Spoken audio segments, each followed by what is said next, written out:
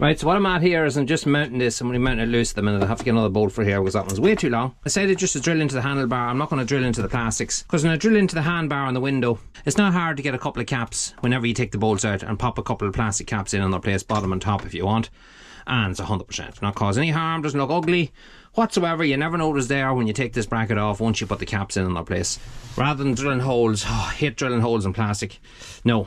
Just a pure no-no. So that's alright. I'm going to tighten that up now in a few minutes and get another bolt and the right size for that bracket. But at least that bracket can stay in place there now, and I can lift this up like that and just pop it on like that whenever I want to use it. I'm going to bring these wires across now and plug them in, and that'll be us all ready to power up our APV broadcaster. Today we're going out and we're going to do some overseeding. We're going to tackle that paddock that you've seen on another video that got badly tore up on Easter Sunday with the heavy rain. But for now I want to get this all greased up.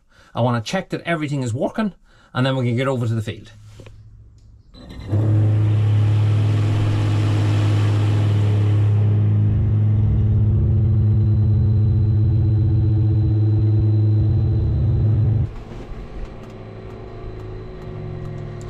That just slows it down, one itself being the lowest speed. That all looks good. Next thing we do is just get it all greased up, get it level to make sure it's level, get to the field.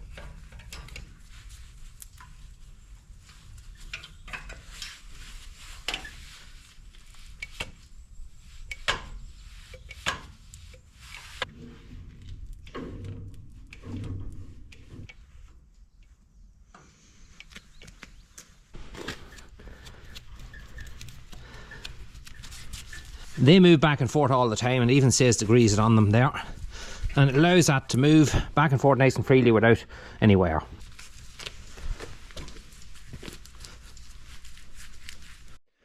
Another thing I like to use, and I've mentioned it before, is white grease.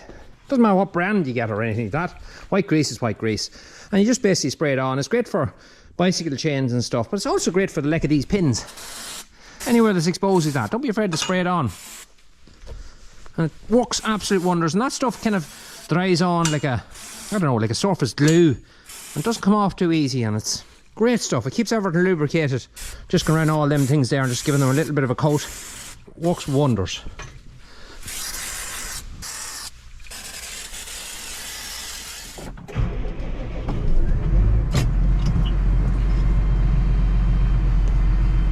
Oh, I hate that lift button.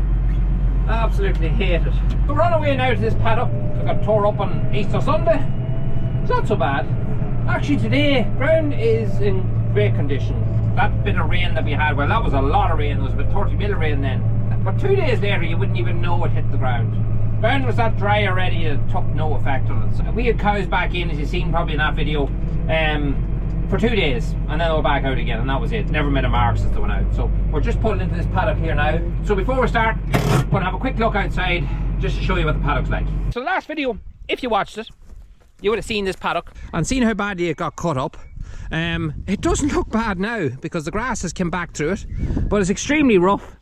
Very, very rough. In fact, lots of big deep holes in it. Now, I was going to initially roll it, but now that it's so dry, we're not going to do that. Let's just run the Tine Harrow over it and see what that does to it. I'm afraid of it pulling up sods. Now if it was a chain harrow like I did have before that, remember the Jarmut chain harrow? It was a heavy chain. It was a different sort of chain than the grass chain you would see in a conventional harrow, which would be a much better job. But we went with the heavy chain that time and it was a mistake. Look, we all make mistakes. It would suit other farms, maybe if you're harrowing in dung and things like that, it'd break up dung and stuff like that, no bother at all. But it didn't suit what we wanted it for, and if I don't like something, I don't hold on to it. So that's why we're in here with the Springtime Harrow. Now, as I said before, it's one of those machines that gets a savage amount of interest. An awful lot of people go to extremes to try get in contact with me, to talk with me personally and ask me about this. And then people know, they're probably watching there, who they are.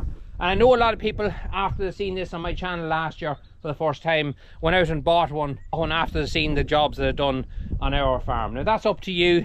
Every farm is different.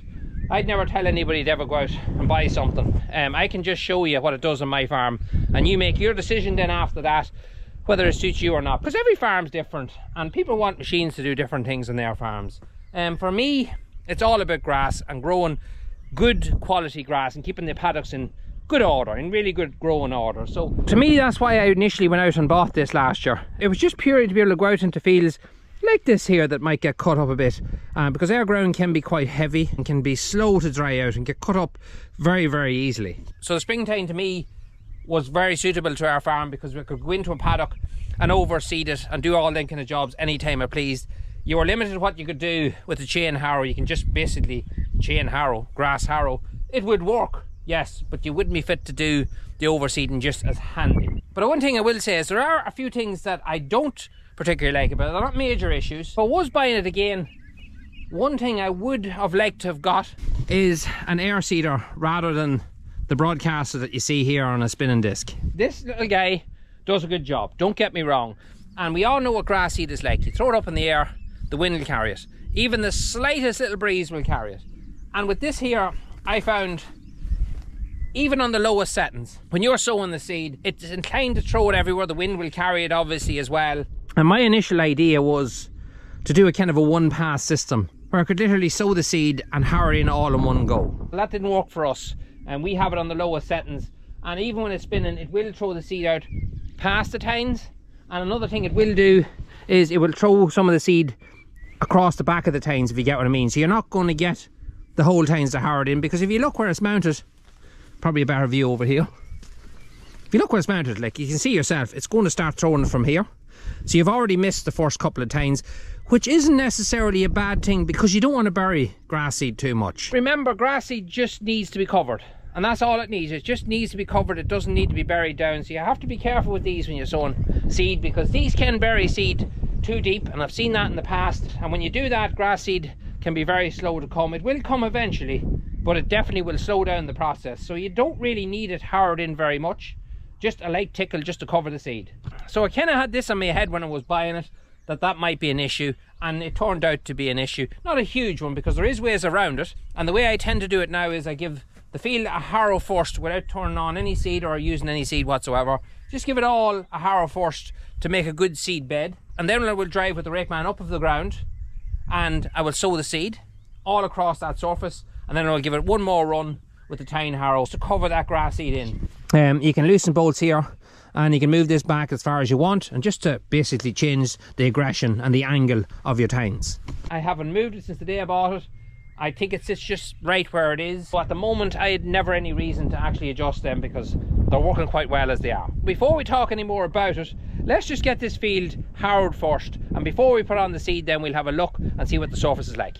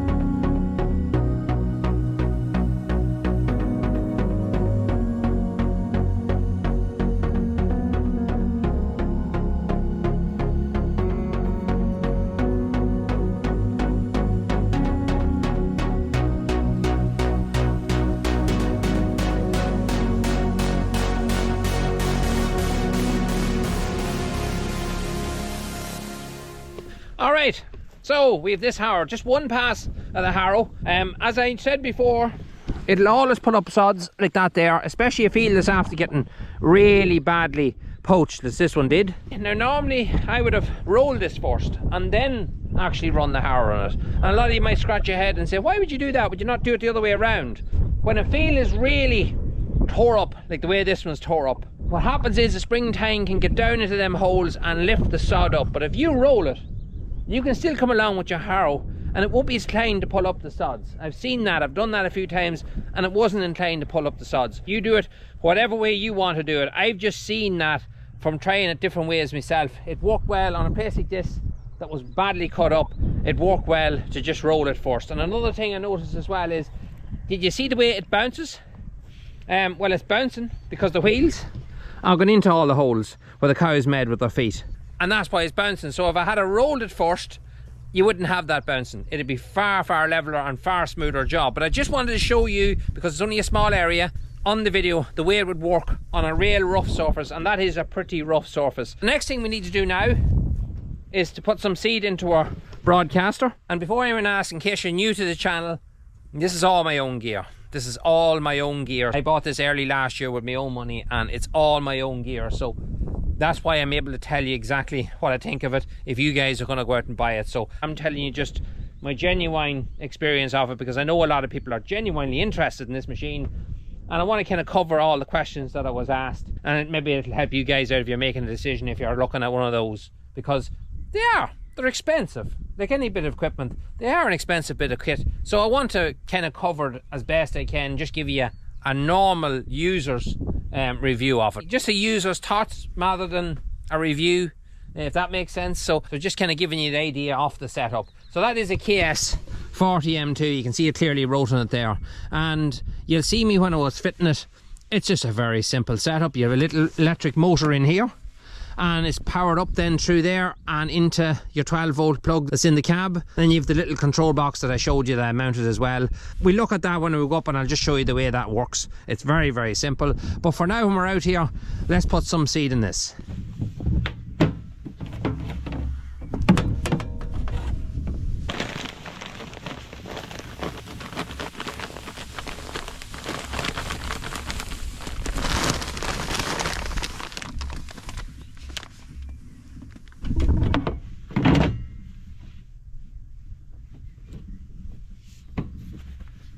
Now on this little guy here, you have a very simple little adjuster. So you have all the segments here. You just loosen this little thumb screw here, and just pull this little slider in and out and set it to whatever way you want, depending on muskrat seed or whatever it is you're sowing. That mechanism could not be simpler. Now let's get a look at this control box. We turn on the ignition first, off the air conditioning.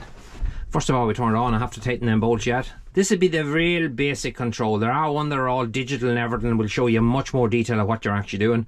But this one is just so simple. You have your 0. If you go up the first segment, you can hear it turning on there now. It revs up and then it just settles down to the right speed. So that's spinning lovely and slow there now. That is on the lowest setting. So you have the next one, which you can think of is 1 plus. Then you have 2. And then all the way up to 9 plus. So I at the beginning started at around 1 at the lowest possible setting, because I was trying to do it all in one pass, but I even found with that it was just throwing it too far out. So instead of that, now I actually speed it up to 3. Still getting used to it at the minute, but I found that that's quite nice. That puts it just nice at a nice spread. This here, opening and closing. At the minute it's closed. When I press this here, it'll open. Press this here, it will close. It's just opening a little electronic slider back and forth just to turn off and on your seat. I'm going to go back now to where we started.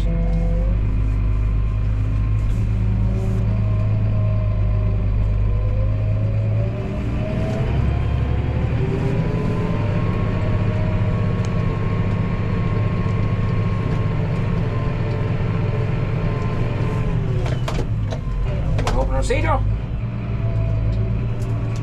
And away we go. Spreading seed there now.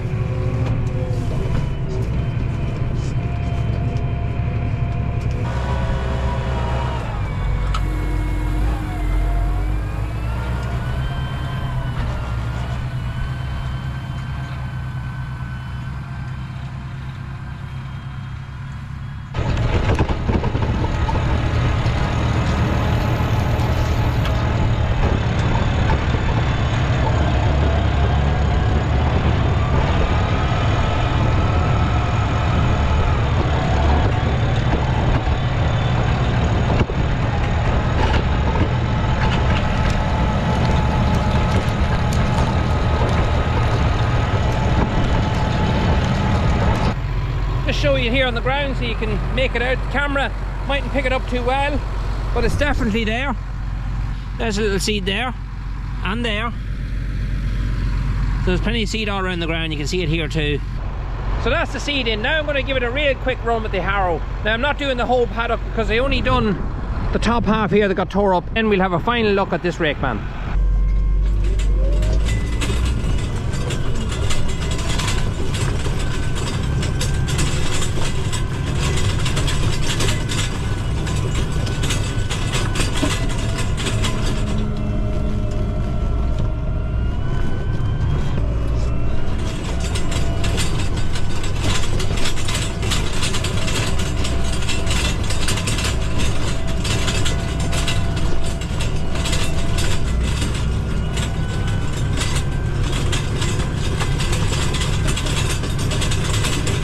Now, that's that job done. Now, do you remember I said every time you would give it a run, it would make a big difference? Well, look what the second run has done. Can you make that out in the camera? Look at the way it tilled the ground and leveled it all out. If you adjusted them tines down further and did that a third time, you'd have ground in great shape for seed. What I'd actually make a great job of now is to come in and actually slurry it. If we were getting rain, but we're not due rain now for another 3 days. So what I might do with this, I might wait right before the rain come in and just go along with watery slurry right across the whole lot, and that would make an absolute super job. We've done that on our meadow and that turned out a phenomenally good job. It just taken the whole sward out and it was a great job. It was a great result. So that's it, that's our RakeMan. Now, just to give you my final thoughts on it, my honest final thoughts on it. If you're going out to buy one of these, it all depends what you want to do with it. If you're a dairy farmer and you want grass, you want really good thick swards of grass, these are a powerful investment. If you're a man that spreads a lot of dung, or even a sheep farmer, then a chain harrow probably would suit you better, a grass chain harrow, because this is quite expensive compared to a chain harrow, and whether it be worth your investment, well, that's something you'd have to choose. But I think a chain harrow would probably do your job, breaking up sheep manure and dung that's coming from a flinger, rather than slurry and dairy and what we're doing. I think probably a chain harrow would suit your job better. So I hope that answers you on the RakeMan. Yeah, the RakeMan, I love it. Can't be happier with it. The APV broadcaster. It all comes down to money, and that's as simple as that. When I bought this one, it was the cheapest one I could get. It does have its flaws, and one of the flaws is the wind catching the seed. Even there today, there's a slight breeze. There's always a bit of a breeze around here, and you'll find your seed is inclined to be thrown one side. But I can still make it work, and it's a lot cheaper than the alternative. But it does have a plus. And the plus is, so you can put this onto a quad, and if you're sowing a heavier seed or a bit of fertilizer even on an area, you can use this, and that's a big plus. You could have it mounted on your quad and come in and sow your seed and then harrow it in with this here. I probably will do that. To make this worth my while, I will do that. But if I had the money and money wasn't an obstacle, without a doubt I would go for the air seeder. There's a big difference in price, but if I could, I would. It basically puts it down in pipes rather than a spinning disc, right down in front of the tines, and there's a little kind of a cup nearly at the bottom, little kind of a spread plate, and it hits that spread plate and just falls down on the ground. Wind won't make any difference. You can go out any time you want, and you know your seed is going to be exactly in the right place, and at least then it is a one pass system. Then you don't have to drive twice. And if you're doing a big area and you're doing a lot of it and you intend to do a lot of it, then I think the air seeder probably would be the way to go if you have a big area to do. If you're using a heavier seed like clover, for instance, this will work better because it's a heavier seed and it won't get caught with the wind as much. If you guys go back and watch the first video I done, I think it was over in this meadow over here, you'll see the amount of thatch, and even on the silage ground, I've done a video on that, and you'll see the amount of thatch, old grass that it ripped out, and chickweed. It's brilliant for ripping out chickweed. The only way to get rid of chickweed is to spray it. There is no way that this is going to do away with your chickweed, but it will pull a lot of it out for that season if you don't want to spray it before your grass is cut.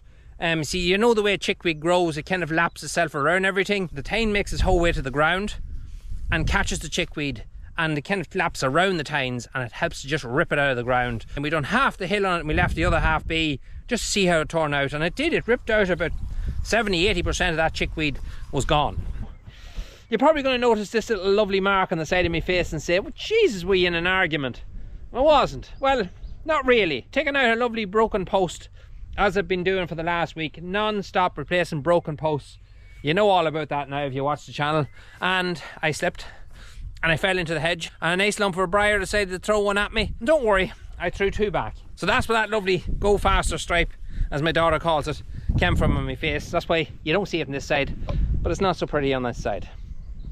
Now, oh, by the way, Thanks very much. We reached 60,000 subscribers. I seen there the other day, my wife actually rang me and says, woohoo, on the phone, we hit 60,000 subscribers, which is, it's unreal. The channel has just been a dream come through. It's just been great. The audience that we have, you people that are watching, you sort of just first class audience. We have a real community now where we talk about stuff like this, and everybody's welcome on my channel to comment anything they like and talk about whatever they want and share each other's ideas, because everybody likes to see other people, what they're doing, and maybe you can learn something from it, because I've certainly learned an awful lot from you guys, things that I've changed on my own farm.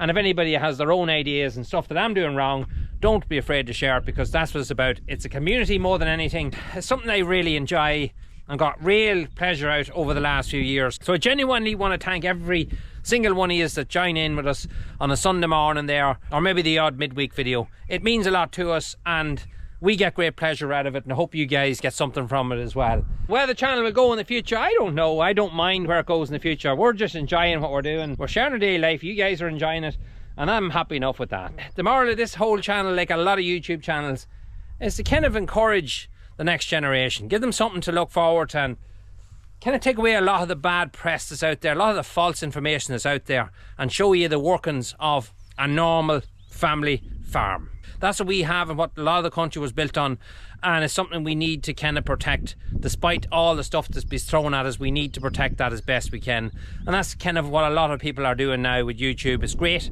that we can get that across to people, and they kind of see the day-to-day runnings, proper runnings, real runnings of a farm. I don't know what we'll do for our 60th. I've never thought of what to do, but I'll leave it with me. I will come up with something.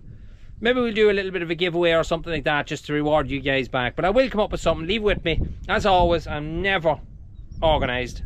We're not when it comes to them kind of things. But I will do something fairly soon for our 60,000 subscribers. Anyway, guys, I'm going to leave it there for now. I'm going to go off, milk my cows, get my evening's work completed, throw the feet up, and start it all again tomorrow. Talk to you soon.